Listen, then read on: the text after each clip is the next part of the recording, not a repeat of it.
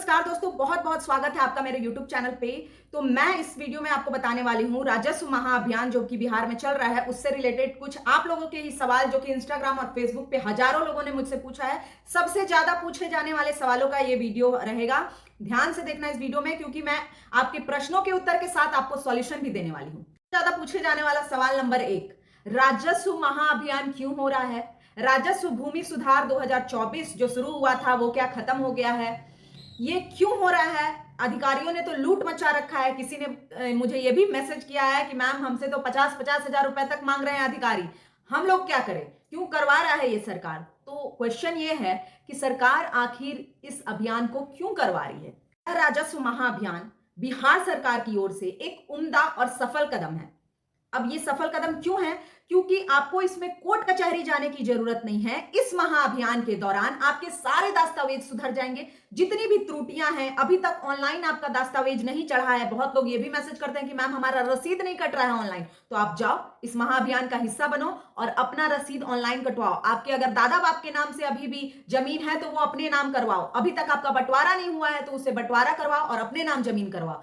इसलिए कोई भी दस्तावेज गलत तरीके से जो चढ़ा हुआ है आपका ऑनलाइन, उसमें भी सुधार करवाया जा सकता है। तो इसकी बहुत सारी खासियत है, मैं बताने बैठूंगी तो बहुत जन्म लग जाएंगे। तो बस इतना समझो आप लोग कि इसमें खासियत बहुत ज्यादा है। बस यहाँ ये नहीं होना चाहिए कि घुसखोरी शुरू हो जाए, जैसा कि आप लोग बता रहे हैं कि मैम घुसखोरी चालू हो चुका है। तो भाई अगर घुसखोरी चालू हो चुका है तो आप लोग एक पैसा ना दे और कंप्लेन करें इस बात का। प्रश्न है लोगों का कि मैम ये बताओ कि राजस्व महाअभियान कब तक चलेगा, कोई इसका डेट टाइम है या नहीं है? एक चीज बता दूं कि यह अभियान शुरू हो चुका है। अगस्त 2025 से यह अभियान शुरू हो चुका है। सितंबर 2025 तक चलने वाला है, वो भी 20 सितंबर तक ही। तो जल्द से जल्द जितनी भी त्रुटियां हैं फॉर्म भर के उसे सुधरवाओ, ठीक है? प्रश्न मुझे बहुत इंपॉर्टेंट लगा है, मैंने लिख के रखा है। तीसरा प्रश्न यह है कि मैम हम लोग काम काज की वजह से आउट ऑफ बिहार रहते हैं, बिहार में नहीं रहते हैं, तो ऐसे में क्या हम ऑनलाइन आवेदन कर सकते हैं, ऑनलाइन रजिस्ट्रेशन कर सकते हैं? आपको बता दूं कि आप फिलहाल केवल फॉर्म डाउनलोड कर सकते हैं। फॉर्म कैसे डाउनलोड करना है मैंने अपने शॉर्ट वीडियो यूट्यूब में डाल दिया है, तो आप जाके देख लो, ठीक है?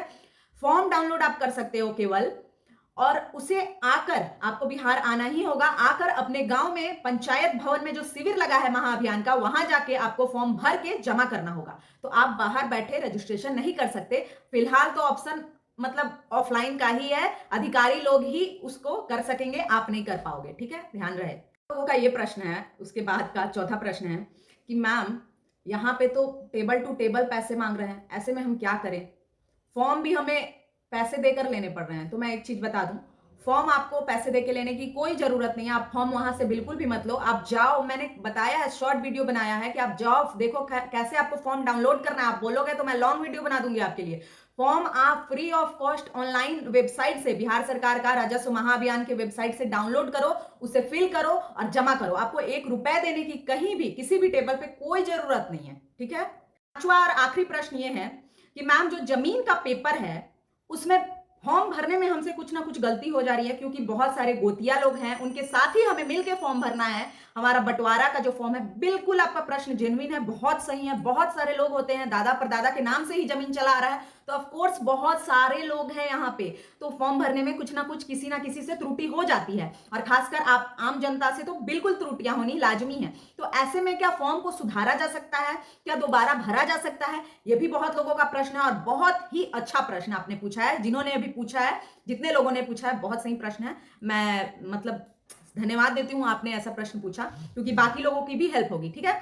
तो ऐसे में आप कर सकते हैं क्या कि दोबारा फॉर्म को डाउनलोड करें, दोबारा से फॉर्म भरे, पहले एक रफ फॉर्म तैयार करें, ठीक है? उस पर जितनी त्रुटियां करना है कर लो, दोबारा से फॉर्म डाउनलोड करो, एक दोबारा फॉर्म भरो एकदम क्लियर साफ साफ, और तब जाके जमा करो। अगर मान लो आपने जमा कर दिया है, उसमें कोई त्रुटि है, तो आप दोबारा से फिर फॉर्म डाउनलोड करो और फिर जाके फॉर्म भरो, और वहां पे अधिकारी को बोलो कि सर हमसे यहाँ पे गलती हो गई थी, इसलिए मैंने दोबारा फॉर्म भरा है, आप एक बार रिचेक कर लेना। तो ऐसा करने से वो रिचेक कर लेंगे, ठीक है? आई होप आपको कोई भी परेशानी नहीं होगी। जो भी जिसे भी परेशानी है, आप कमेंट बॉक्स में आओ और अपने सवालों को पूछो मुझसे, क्योंकि यहाँ पे एडवोकेट मधु गुप्ता के चैनल पे आपको जेन्युइन कंटेंट मिलेगा, जो कि 100% सच और ऑफिशियल होता है। क्योंकि मैं मुंह बोली चीजों पे विश्वास नहीं रखती। जो ऑफिशियल, जितना भी ऑफिशियल वेबसाइट है, पहले खंगालती हूँ, तब जाके आप लोगों के लिए वीडियो बनाती हूँ, ठीक है? लास्ट चीज़ मैं आप लोगों को एक चीज़ का सावधान कर दूँ कि भाई ज़मीनी काम में बहुत ज़्यादा घूसखोरी होता है यहाँ पे बिहार में। बोलते हुए शर्म आ रही है बट हाँ, होता है और ये चीज़ सभी को पता है। तो इस घूसखोरी से बचने के लिए अगर आपसे कोई ₹1 भी माँगता है, आप जल्द से जल्द उसका कंप्लेंट डालें, ठीक है?